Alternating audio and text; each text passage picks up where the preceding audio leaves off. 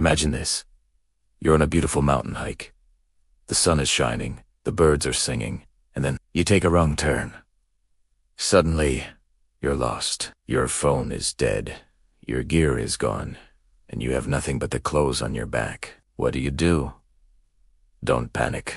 Today, we're going to talk about how to survive in the mountains with absolutely no equipment. It's a worst-case scenario, but knowing these skills could save your life. First things first, let's talk about the mindset. The most important survival tool you have is your brain. When you realize you're lost, the first thing to do is stop. That stands for stop. Think, observe, and plan. Don't let fear take over. Take a deep breath. Think about your situation logically. Where were you last? Which direction were you heading? Observe your surroundings. Look for landmarks. Listen for sounds like rivers or roads. Then, make a plan. Panicking and running blindly will only get you more lost and exhaust your precious energy. Your mental state is everything. Stay positive, stay focused, and believe in yourself. You can do this. Okay, you've got your head straight. Now, let's address the most immediate needs, which are always the same in any survival situation. Shelter, water, and fire. We'll tackle them in that order. Why shelter first? Because the elements can be your biggest enemy. Hypothermia is a serious threat, even on a cool day, especially when the sun goes down. Your goal is to protect yourself from wind, rain, and cold. Look for natural shelters first. A rock overhang, a small cave, or even a large fallen tree can provide immediate protection. If you can't find anything like that, you'll need to build a simple shelter. The easiest and most effective is a lean-to. Find a sturdy, low-hanging branch or a fallen log to act as your ridgepole. Then lean other branches against it at about a 45-degree angle.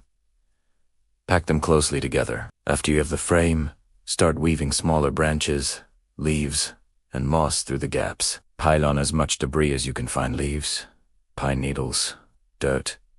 The thicker the walls, the better the insulation. Your goal is to create a space that traps your body heat and keeps the wind and rain out.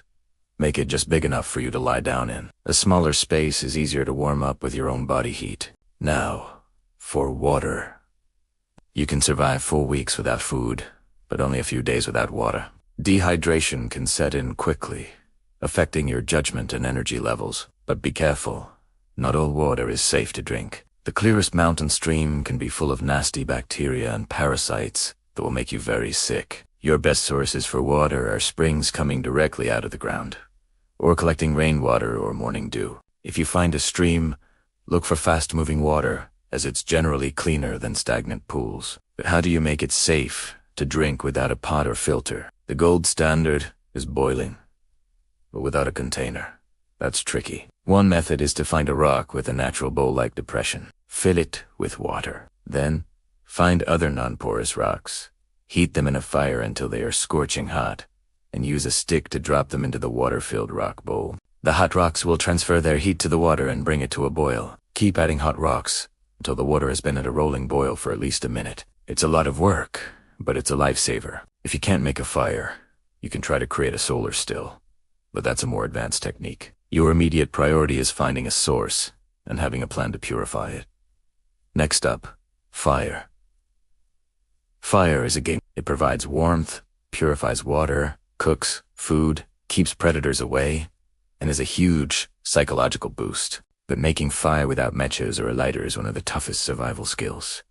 The most reliable, primitive method is the bow drill. This involves a spindle, a fireboard, a handhold, and a bow. You'll need to find the right kind of dry, non-resinous wood. You create a small notch in the fireboard, place the spindle in it, and use the bow to rotate the spindle rapidly. The friction creates a hot dust, or coal, which you then transfer to a tinder bundle, something fluffy and dry, like milkweed fluff, cattail down, or shredded cedar bark. Gently blow on the coal until it bursts into flame. This method takes a ton of practice and the right materials. It's not something you can just whip up on your first try. Another option is the hand drill, which is similar, but even harder. If you're lucky, you might find a piece of glass or a can bottom to focus sunlight onto your tinder. Or maybe you can find quartz, rocks, and a piece of steel.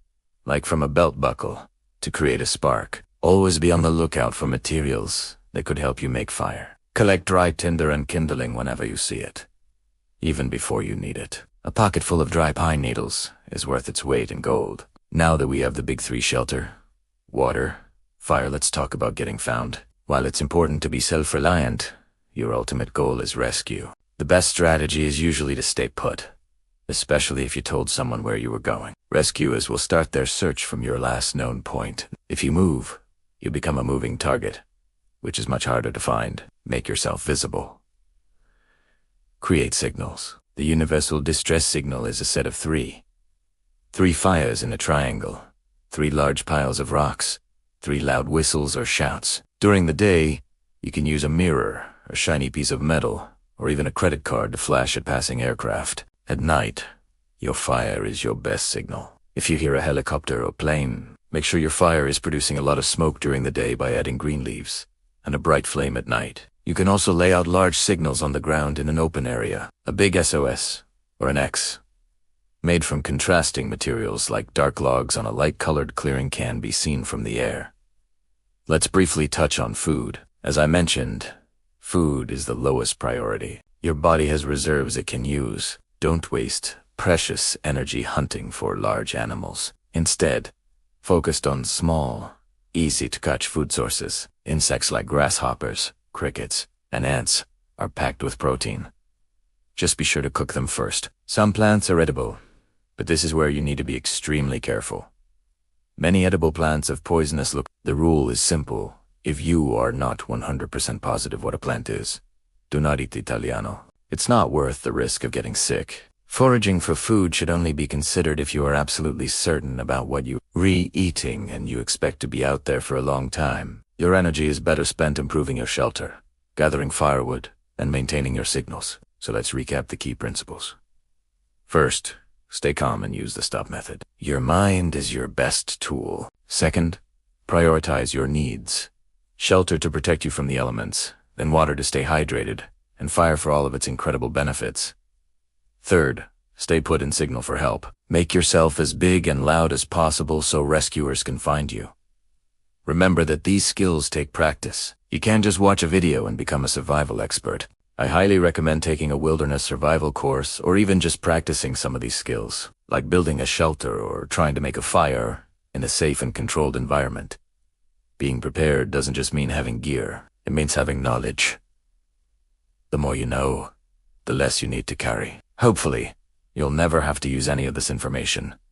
But if you do, it could make all the difference. Thanks so much for watching. Stay safe out there on your adventures.